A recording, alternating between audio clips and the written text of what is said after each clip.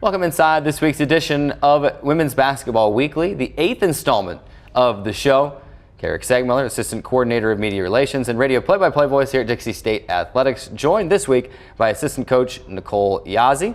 Thanks for being here. Thanks. Let's jump right into this. We'll look at last week's games and then jump right into this 10-day gauntlet in the Bay Area, talk about some of those games and just, you know, the effects of being on the road for that long or whatever it may be. So a couple of games to talk about. I already talked to Coach Gustin the last time about a few of these games from the 4-game homestand. We'll just talk about Dominican and then briefly about California Baptist. But look at that Dominican game, and I'm sure, especially in that second half, your girls were just excited to finally have the lid come off a little bit. And you go through that. You're a former player. You know what it feels like. That you have a lot of good looks. They're halfway down. They pop out. You're getting a little frustrated. And in that Dominican game, that 93-79 win, in the second half especially, the lid finally came off and the shots from outside started going in. It's always nice when the ball goes in the hoop, you know, and it feels good for our kids too. They struggled, you know, with Biola shooting a cold night, and then they responded. Not only did they respond, you know, shooting the ball well, you know, we shot 38%, which is great. And then they responded to adversity. You know, we had a couple players out and with injuries, and I'm super proud of how they came out and play hard, and especially in the second half, it was perfect, and I thought their effort was great. And we hope we carried that on to Cal Baptist, I believe, and A little bit more about that Dominican game. You give up 79 points, but I felt like the defensive effort intensity was really there. Obviously, you're able to key on number 24 on Diaz, their player, and she ends up fouling out alongside another one of their other guards that was pretty feisty and kind of causing some trouble and whatnot. But when you see players fouling out like that, that means you're kind of getting to them defensively and then even on the offensive end. So it just seemed like you guys went in with a game plan in that game, were able to carry it out and get the win. Yeah, Coach Gustin had a great plan for us. It obviously worked, and we were able to do it in the game. So we implement a game plan, and they were able to do it. And that's something that we are trying to get better at, and they did it great in the game. Diaz is a great player.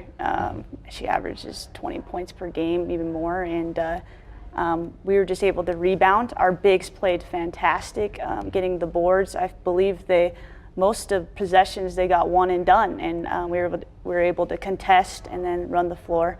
So super proud of our kids doing our correct game plan. Of course, that injury bug had caught Dominican a little bit as well as one of their leading scorers. Was not in the game, but you're dealing with a couple injuries yourself, and that's just part of the game. And speaking of that, then you went in a couple days later to the California Baptist game without your point guard, without Mariah Martin was not able to play in that game either. But let's talk about that Cal Baptist game just a little bit. It's a game that I know you all probably had circled on your calendars since the game in Riverside, because I know I talked to Coach Gustin and after that game a month or so ago in Riverside, it was a game that felt like maybe slipped away at the end of the game, like you were right there, and a couple plays go different ways, you maybe get that win. And it felt the same way here in the Burns Arena on Monday, in the fact that you're leading most of that game, and then that proverbial lid somehow goes back on the basket and win an extended amount of minutes in that fourth quarter without trying to score or without being able to score. And so in a tough 57-50 loss, but it felt like the girls really competed though, and were right there, and the game was there for the taking. Cal Baptist is very well coached, and they're a great team, and they score 70 points per game, and we're able to hold them in the 50s, and we're super proud. Our defensive effort was a lot better, and you can't help the ball goes in or not. I think at the end it was a little bit more about experience, being in a close game against a really good team. They just went to the Final Four last year. They have tons of experience at the end of the game, and I think our kids battled as the best they could at the end, but super proud of their effort defensively, and we'll get better. We'll watch film at the last 3 minutes of the game, and as a team, we did get better of knowing what to do at the end. But we got to take the positive out of it. They score 70 points per game. We held them to 50 in the 50s, and that's really tough to do against a Cal Baptist team. So. Certainly was a couple of fun games, fun homestand. You were in every single one of those games, and now you get to head back out on the road, kind of in pursuit of that elusive first win on the road. Did get the one in Oregon, but it was technically a neutral site game. Yep. But so you look for your first true road win of the season. And it's that gauntlet of a trip. In fact, you look at the next month, you're on the road 10 days in the Bay Area, you're home for one game, and then right back to Hawaii. So this is, you want to talk about a stretch run, an important part of your season, and trying to maybe qualify for that Pac-West tournament. This is going to be some important stretches on the road, and it starts on Saturday at Notre Dame. Dana Muir, first of all, as a coach, what's your approach? And it's probably just that one game at a time approach, but you're going out for 10 days. What's your approach as a coach to make sure that the girls aren't necessarily overwhelmed by the length of the trip and how many games you have to play on the trip? Yeah, we're just going to do our best to, we have those tough conversations with them about this is a long trip. We're going to eat out a lot. You know how that is. I know that is. So making healthy choices every time we do.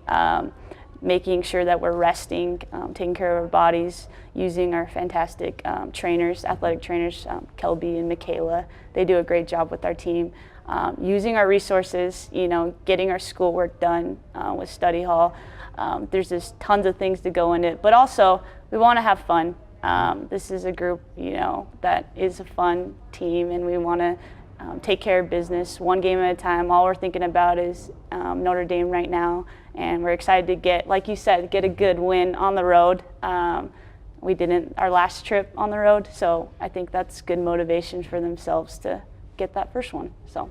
Well, it should certainly be a fun trip. Of course, Notre Dame Dana Muir on Saturday, and then Holy Names. So a couple of teams you haven't played yet, and instead of kind of going back and forth with some of these teams. And then Dominican back at their place. I'm sure they'll be excited for the grudge match there.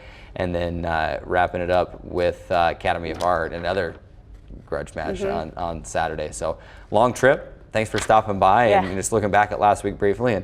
And I'll be there every step of the way this week, and hopefully we can bring a couple of wins back from the Bay Area. Yeah, thanks for all you do, Carrick, and getting us in and thinking about getting everybody in before the season ends, right? So we're appreciative and look forward for this trip. It's been a fun time here on the show. I've had a great time getting to know the girls and the coaches better. They love it too. So thank you.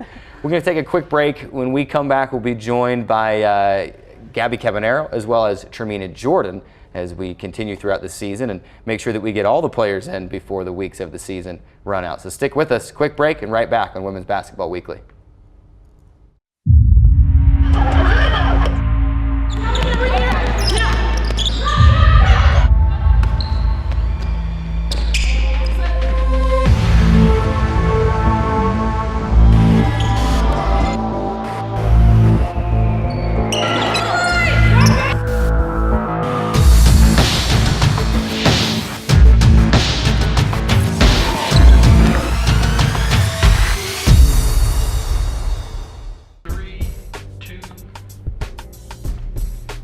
Welcome back inside Women's Basketball Weekly, the 8th installment of the show. I'm Carrick Segmiller. Today we're joined by two of the Dixie State women's basketball players. We've got Gabrielle Cabanero and Tramina Jordan joining us on the show. Thank you both for being here. Oh, it's amazing. Appreciate you taking time out of your busy schedules. School has started again. We're getting ready to go to the Bay Area tomorrow on Friday, and a long trip there. So thanks for stopping by so we can get to know you. And we looked at the schedule, and we've been doing one player each week, and then because of the Christmas break we realized we're going to run out of weeks of the season before we get through all the players. So we'll have a couple players on this week, and I thought what better duo than to have two players that have been here for almost 3 or 4 years together. So thank you both for being here.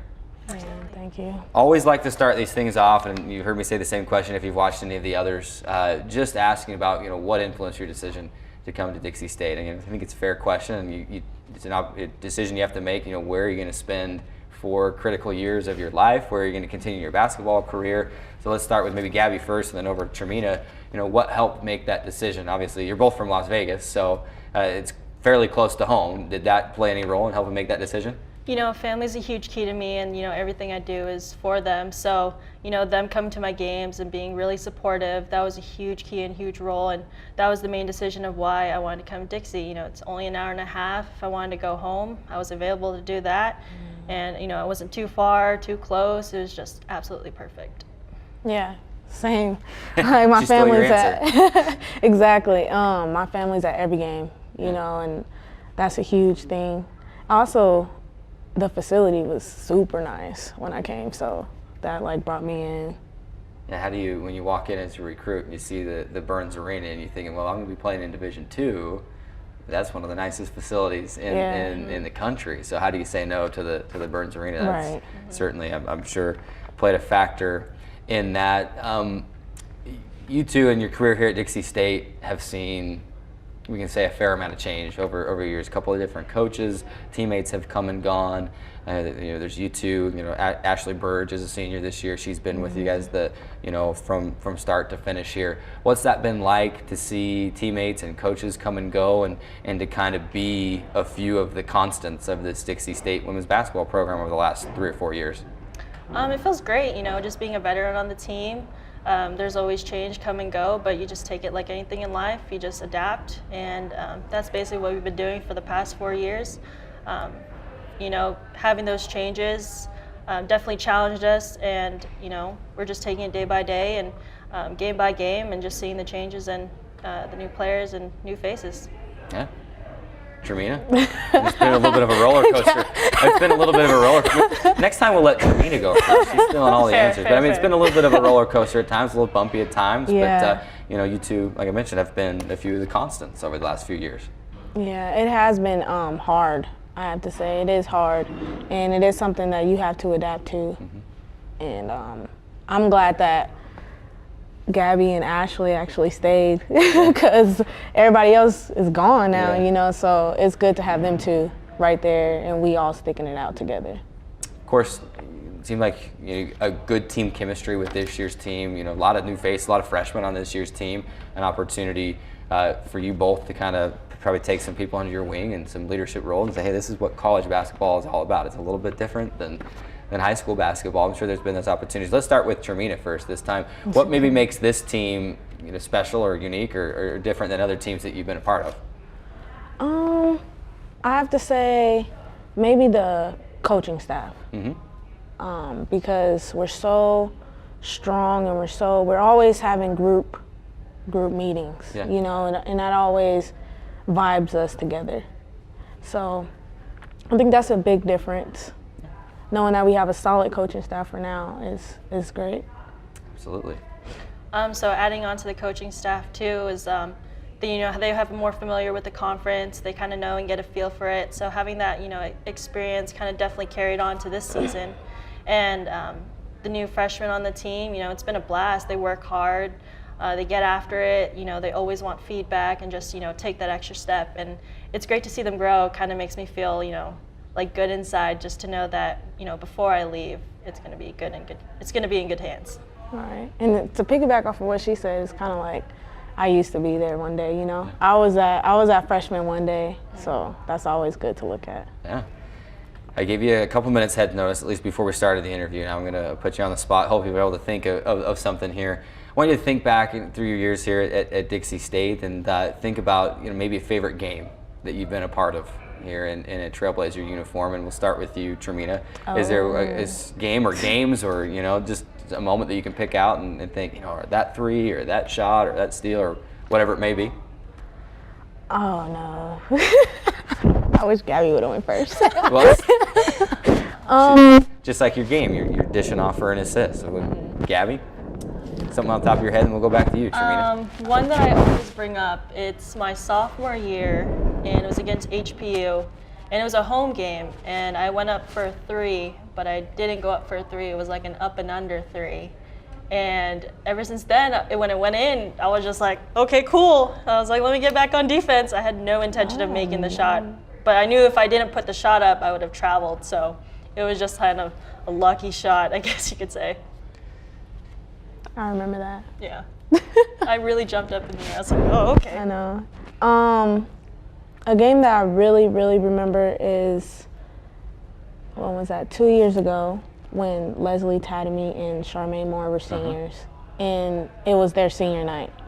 Okay. And that game was fun. I can't remember exactly who we were playing, but that was a very fun game because it was all the seniors, and that's their time. That's their moment to shine. And they showed out that night.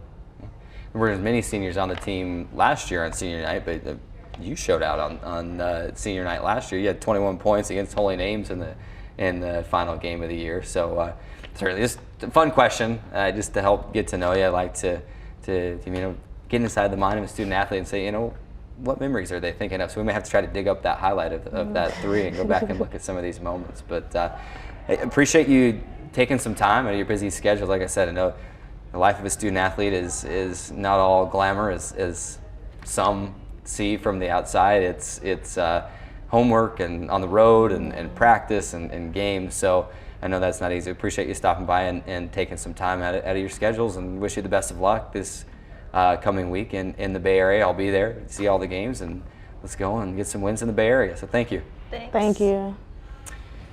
That'll do it for this edition of Women's Basketball Weekly. As I just hinted, we'll be almost 10 days in the Bay Area, 4 games at Notre Dame to Namur first, then to Holy Names, then to Dominican, and then wrapping up the trip on January 20th in San Francisco at Academy of Art. And we will have the show next week from the Bay Area, the 9th edition of Women's Basketball Weekly. So look for that over the coming week as well. Thank Coach Yazzie for being a part of the show today, and for Tramina and for Gabby, thank all of you for watching. Catch us next time on Women's Basketball Weekly.